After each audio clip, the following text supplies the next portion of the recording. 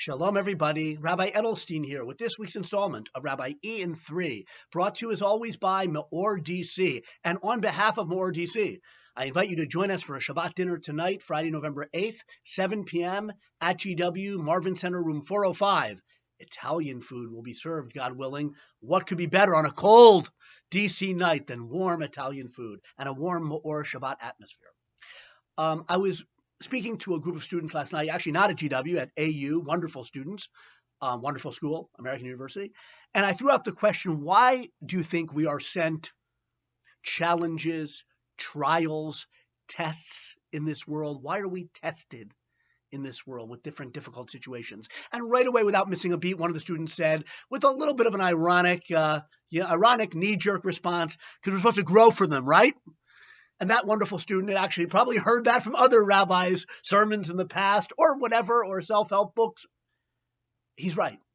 We're sent trials and tests and challenges and difficulties in this world to grow from them. It's a great example of how the cliche answer is really true. And we shouldn't let its familiarity and the pat nature of how quickly it comes to our mind and lips to blind us to the truth. Judaism teaches that our lives are a series of tests, of challenges, now, of trials, of difficulties. And as that student said, we grow from them. We're meant to grow from them. They're an opportunity to grow from. They're not easy.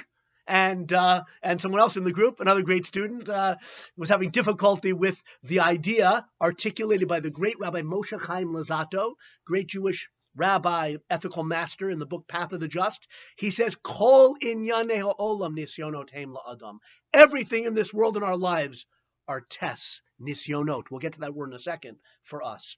Health is a test, disease is a test. Serenity is a test. Tribulation is a test to see if we'll use the opportunity to grow spiritually, to grow close to God, to fulfill our potential in this world, our relationship with God, our relationship with our fellow man, and our relationship with ourselves. We're being tested all the time. Now, what does that have to do with this week's Torah portion? This is a Torah portion, and next week's also par excellence of tests, of nisyonot, because we begin the full story of Abraham, Avram Avinu, our first patriarch, in this Torah portion, and his life is full of tests. This great individual, this philosopher, this benevolent teacher to the world of ethical monotheism, beloved to God, is sent one difficult challenge after the other.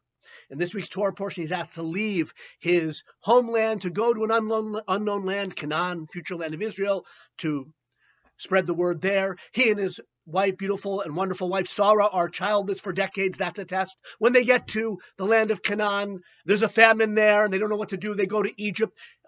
Sarah is captured by Pharaoh, another test. Later on, Lot, Avram's nephew, is captured. One test after another, culminating in the Akedah of the binding of Isaac next week. How could such a beloved person be tested?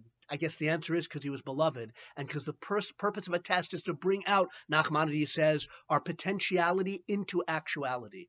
Everything in our lives is a test. The word nisayon comes from the word nes, a flag or banner, because we have unknown hidden potential, and a challenge, a test, is an opportunity to bring that out and hold that aloft, and indeed to grow to new heights. So it's the cliche answer, we're meant to grow with the difficulties we have. It's the truth. Have a wonderful Shabbos. And may we grow with all of life's tests, big and small, do the best we can.